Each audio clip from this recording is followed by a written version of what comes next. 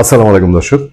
আপনারা জানেন যে বাংলাদেশটা মোটামুটি তিন দিক দিয়ে ইন্ডিয়া ঘিরে ফেলেছে বলতে যে এমনি ভৌগোলিকভাবে তো ঘেরানো ছিলই, এখন সামরিকভাবেও ঘিরে ফেলার উপক্রম। তার মধ্যে প্রথম স্টেপ হিসেবে তারা বাংলাদেশের ইন্ডিয়ার চিকেন নেক খ্যাত বাংলাদেশের উত্তরাঞ্চলে লালমনিরহাট ঘিরে তারা নতুন করে তিনটি সেনা ঘাঁটি বা গ্যারিসন তৈরি করতে যাচ্ছে।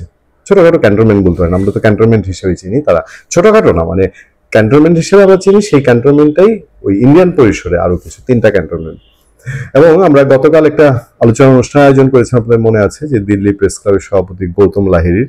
তিনি খুব স্পষ্ট করে আমাদের জানিয়েছেন যে এর আগে পত্রপত্রিকায় আমরা যে খবর পেয়েছি যে এই ঘাঁটিগুলো কাজ মানে উদ্বোধন হয়ে গেছে, সেনা মোতায়েন হয়েছে, তিনি বললেন যে ততটা না, তবে এগুলোর ভিত্তিপ্রস্তর স্থাপন করা হয়েছে, হবে। এবং হবে বলতে যে চায়নার দিকে একটা থ্রেট আছে পুরনো এই চিকেন নেক নিয়ে, সেটা নিয়ে আমি আরেকটা খবর আছে, সেটা আমি আপনাদেরকে জানাবো। সেই চায়নাকে মোকাবেলা করার জন্য এবং চিকেন নেকের হুমকি মোকাবেলা করার জন্য ইন্ডিয়ার প্রস্তুতি অনেক পুরনো। কিন্তু এখন যে সামরিক তৎপরতা, এটা সবটা বাংলাদেশকে একটু ভয় দেখানোর জন্য। বাংলাদেশে কেন ইন্ডিয়া ভয় দেখাবে? ইন্ডিয়া ভয় দেখাবে একের সোজা বাংলায় যদি বলেন যে খুদাই পাকিস্তানের সাথে বাংলাদেশের একটা দহরম মহরম, কোনো কারণ ছাড়া। মানে বাংলাদেশ পাকিস্তানের সাথে দহরম মহরম দিয়ে ইন্ডিয়ারে দেখাইতে চাইছে, এতদিন শেখ হাসিনার শেল্টার দিছো, এখনো দিতেছো, আমার তো পাকিস্তান আছে, আমি কিন্তু পাকিস্তান দিয়ে তোমার সাইজ করবো, ব্যাপারটা এরকম। এটা যখন বাংলাদেশ করছে, ইন্ডিয়া করছে তোমার পাকিস্তান আছে, আমার দেশ আমি দেখি, আমি এই দিক দিয়ে সেনাবাহিনীর ঘাঁটি করতেছি, যে আজকে তো করতেছো, বাড়তে থাকো, বাড়তে বাড়তে একটা সময় বাড়বা, তারপরে আমি তোমার একটা যা করার করবো। এরকম কিনা, এরকম না বললে আপনি আর কি ব্যাখ্যা দিবেন? বাংলাদেশ পাকিস্তানের কাছে কেন গেছে? এই পাকিস্তানের কাছে গেছে যে পাকিস্তান পৃথিবীর সবচেয়ে জঘন্যতম দেশগুলোর মধ্যে একটা, যেই পাকিস্তানের পাসপোর্ট এখন পৃথিবীর কোনো দেশে ভিসা চাইলে বাংলাদেশের যে অবস্থা, বাংলাদেশে তো দেয় না, পাকিস্তানে আরো দেয় না। বাংলাদেশের মানুষে তো হজের ভিসা চাইলে সৌদি আরব না করে না, পাকিস্তানের মানুষ যদি হজের ভিসা চায় সেটাও রিজেক্ট করে দেয়। কারণ কি জানেন? পাকিস্তানের 4 কোটি লোক সারা পৃথিবীতে ভিক্ষা করে, এরা হজের ফ্লাইটে ওইটা ভিক্ষা করে, হজের ভিসা নেয়, ওইটা হজের ফ্লাইটটাই উঠছে, ওইটা হজ করতে যেতেছে, তো হজের প্লেনের মধ্যে ভিক্ষা শুরু করে। এই দেশের পৃথিবীর সবচেয়ে বেশি পর্নোগ্রাফি দেখে এই দেশের লোকজন, পৃথিবীর সবচেয়ে বেশি ব্যাংক লুটপাট করে পাকিস্তানি লোকজন। এই দেশটা ভাঙতে আর একটু বাকি, বেলুচিস্তান কয়দিন বাদে স্বাধীন হওয়ার পথে। এই দেশের ভেতরে যে পরিমাণ শিশু নির্যাতন হয়, নারী নির্যাতন হয়, পৃথিবীর আর কোনো দেশে হয় না। ওই দেশটা কিছুই নেই। এই বরবাদ একটা দেশে বাংলাদেশ এখন সবচেয়ে বন্ধুত্বের আসরে দাঁড় করে, ওই দেশের সাথে বিমান যোগাযোগ প্রায় পাসপোর্ট ভিসা ছাড়া যাওয়ার মতন অবস্থা তৈরি করছে। ইন্ডিয়ার কলিজার ভেতরে বৈশা থাকে। ইন্ডিয়ার কি এটা ভালো চোখে দেখার কোনো সুযোগ আছে?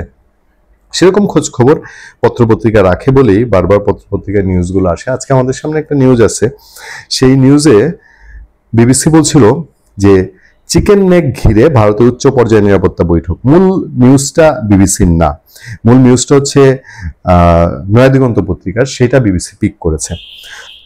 খবরটা কিরকম দেখেন।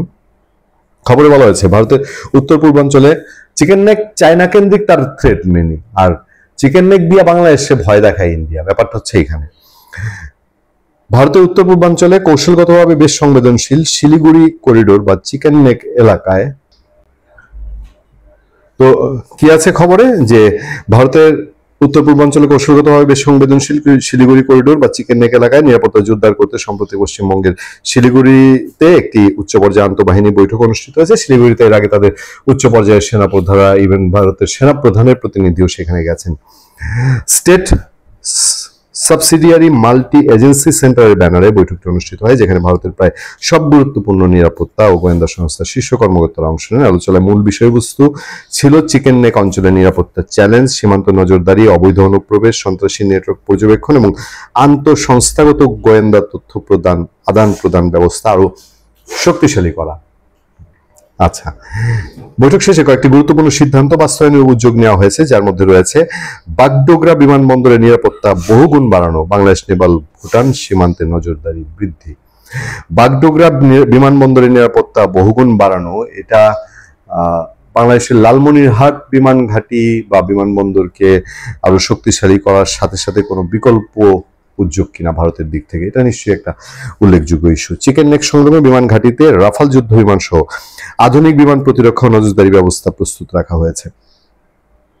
মানে এটা হঠাৎ কেন প্রয়োজন পড়ছে ভারতের বিশেষজ্ঞদের মতে এটা শুধু অভ্যন্তরীণ নিরাপত্তার জন্য নয়, বরং একটি স্পষ্ট ভূরাজনৈতিক প্রতীকী বার্তা, বিশেষ করে চীন ও দক্ষিণ এশিয়ার প্রতিবেশী রাষ্ট্রগুলোর জন্য। প্রতিবেশী রাষ্ট্র বলতে বাংলাদেশই প্রথম, মিয়ানমারের ক্ষেত্রে না, প্রথম আসে বাংলাদেশের নাম। এবং আমি অনেকবার আপনাদেরকে বলেছি যে ভারত এটা শুধুমাত্র চীনকে উদ্দেশ্য করে করছে তা না, এবং এইসব নিউজেও তাই বলা হচ্ছে। ব্রিগেডিয়ার জেনারেল অবসরপ্রাপ্ত রুকনউদ্দিন বলেন, ভারত চিকেন নেকের আশেপাশে যে 3টি সেনা ঘাঁটি করেছে বা সম্প্রতি বিষয়টি একাধিক নিরাপত্তা কর্মকর্তাদের উচ্চ পর্যায়ে বৈঠক করেছে, মূলত দেশটি এসব করছে চীন ভীতি থেকে। এছাড়া বাংলাদেশের উপর এক ধরনের মনস্তাত্ত্বিক চাপের অংশ হিসেবে ভারতীয় ধরনের আচরণ করছে, যেটা আমি বলছিলাম। দর্শক, বেসিক্যালি কি হয়, এক সময়ে এই মনস্তাত্ত্বিক প্রেশার, মনস্তাত্ত্বিক চাপ চলতে থাকে, তখন দুই দেশের যখন দুইমুখী প্রতিযোগিতা চলতে থাকে, একটা পর্যায়ে গিয়ে ঝুঁকির মুখে পড়ে। ভারতের পলিসি, ভারত শুধু আওয়ামী লীগের দিকে ঘেঁষা, আওয়ামী লীগের দিকে ঘেঁষা কেন, বাংলাদেশে আর যা আছে সব এন্টি লিবারেশন বা এন্টি আওয়ামী লীগ বা এন্টি ইন্ডিয়ান। তো এখানে দিন দিন পরিস্থিতিটা তো জটিলের দিকে যাচ্ছে। মাঝখান দিয়ে বাংলাদেশের জনগণ হচ্ছে বলির পাঠা। ওই এন্টি ইন্ডিয়ান, এন্টি লিবারেশন, তারা আবার পাকিস্তানপন্থী, তারা পাকিস্তানের সাথে যখন ক্ষমতায় থাকে পাকিস্তানের সাথে দহরম মহরম। আবার বাংলাদেশের যখন বাংলাদেশ যারা ওন করে তারা যখন থাকে তখন আবার খুব বেশি দহরম মহরম ইন্ডিয়ার সাথে। এই দুই খেলায় সাধারণ বাংলাদেশের মানুষ, যারা শুধুমাত্র বাংলাদেশি জাতীয়তা, জাতিসত্তায় বিশ্বাসী, যারা ইন্ডিয়া পাকিস্তান কারো খেলার পুতুল এখন হয়ে থাকতেছে না, তারা হয়ে যায় বিপদের মধ্যে। ভালো থাকবেন, সুস্থ থাকবেন। আপনার সাথে আমি আতিক রহমান, পূর্ণিয়া।